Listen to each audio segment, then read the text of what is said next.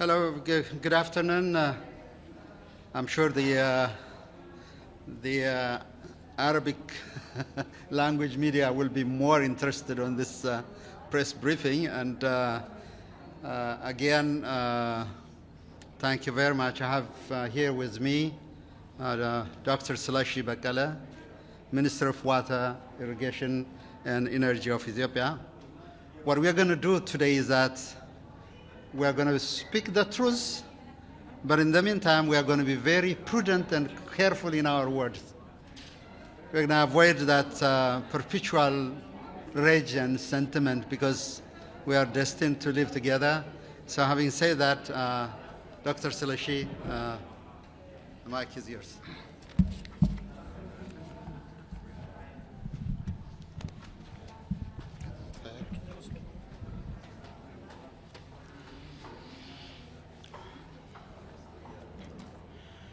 Thank you all very much for your interest. And let me say a few words and I'll take your questions later.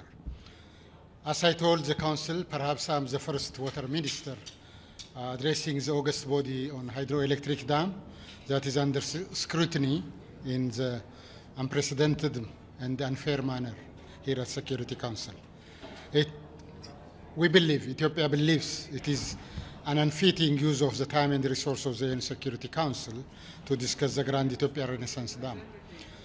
Nevertheless, I have voiced the concerns and the just causes of my country, Ethiopia. Let me reiterate that we are dealing here with a hydroelectric dam.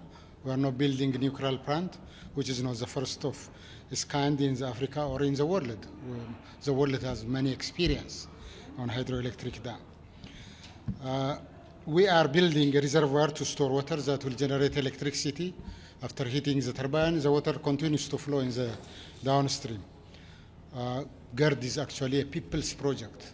All walks of Ethiopians are contributing to build this dam to bring light home to 65 million people who are currently living in darkness. The Nile belongs to all peoples of the basin countries. In the basin, we have 500 million in 11 riparian countries. Ethiopia generates 77 billion cubic meter water annually.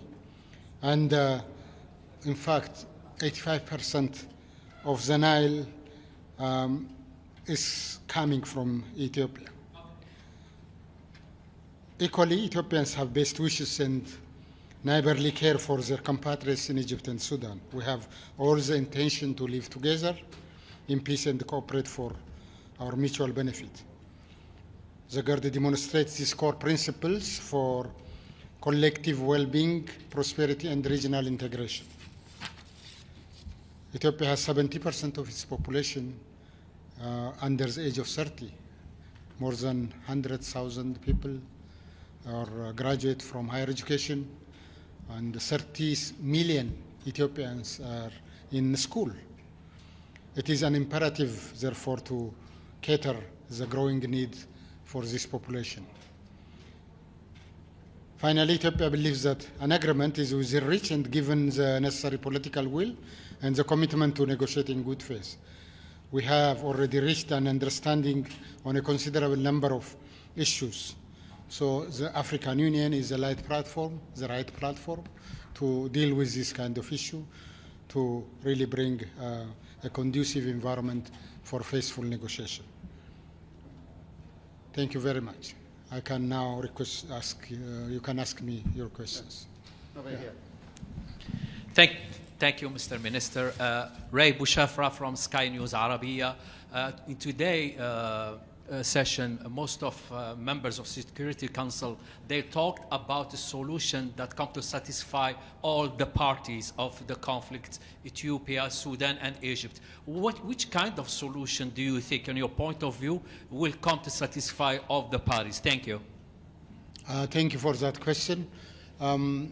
It's actually solutions that satisfies the three countries. The negotiating parties solution is solutions that works for all of us is very important. So we are working towards that, to look into rules and guidelines that could be concluded that works well for everyone in a win-win cooperative that is based on equitable and reasonable utilization without causing significant harm principles. But Egypt and Sudan, they're accusing Ethiopia that you don't want any kind of solution and you just go into unilateral steps without consulting the other parties. Think. No, it's the other way around, actually. We always go to negotiation with solution at hand. We take a draft rules and guidelines agreement to put it on the table, and these parties always disrupt. In fact, during the last 9 meetings, they disrupted. Ethiopia has never disrupted any meeting. Wanted always to continuously engage and solve. And we have seen already a solution at hand for first filling since about 1 year. But the parties didn't want to conclude that first filling agreement. It would give us more time actually to negotiate the more complex issues of comprehensive agreement. Mr. Minister, Ethiopia said in different statements of Ethiopian officials that this is a matter of sovereignty and that you also have more plans for more dams on the river in the future. Are you still considering this matter as a sovereignty matter to Ethiopia and nothing else? And what about the future plans on other dams? Well, Ethiopia has future needs, current needs and future needs. Currently, as you know, 65 million people are without electricity, but if you go further downstream, 100% access to electricity. Hydropower is one of the solutions. If you take drinking water, about 25 million people are without access to clean water in Ethiopia. We have to drink water. We have to treat and then provide solution for our people. So that is what it implies. We have to establish secured food production. We cannot continue to migrate everywhere in the world. We have to really produce adequate food, supply adequate water, supply electricity, and create jobs. As I indicated, 70% of 150 million are under 30 years. These people should have a future. We have to establish that future. Yes. Mr. Minister, James Bays from Al Jazeera. You said in the Council that you felt that an agreement at the AU was something that you could reach. Why then, at the moment, do you not suspend the filling of the dam as a gesture of goodwill to get those negotiations going again? Thank you for raising that question. I know. Currently, all dams in the Nile Basin are filling. The reason being, it's a rainy season. July, August, and September, bountiful water. In fact, it is creating problems by creating havoc in the form of flood. It's a real opportunity, actually. GERD provides that opportunity of protecting against flood. There is no really an issue. Second, when you see it from Ethiopian context, we contribute 77 billion cubic meter to the Nile. It's only fair to take 13.5 to fill our dam. We are not building African white elephant, not to fill the dam, but actually fill and operate and utilize it. So it's really logical on issues that matter actually about the operation of the dam in future. We have to come to conclusion. How do we handle if drought occurs? Ethiopia stretching its hand, it will utilize some of its reserve storage actually to help downstream countries so that they will not be harmed by extreme droughts. As long as water is in the reservoir of above certain quantity, we cooperate. That is the way to go actually. Not prevent Ethiopia's investment from meager resource we have at hand, contribution of all poor people in Ethiopia working around the dam to realize the opportunity. So it doesn't harm anybody, believe me. It's also the right of Ethiopia because we contribute 77, taking 13.5 is not a real issue. It is well within the limit of Ethiopia's equitable share. Mr. Minister, the ambassadors of Russia and France, they expressed, their view that their countries, they can help to facilitate the discussion between the three parts. Yeah, Russia and France in the Security Council, they expressed that their countries, they are willing to help to close the gap between the three parts. What's your comment on? We don't have problem. Anybody can come with solution and advise any country, individually or collectively. We don't have with this kind of support coming from our partners.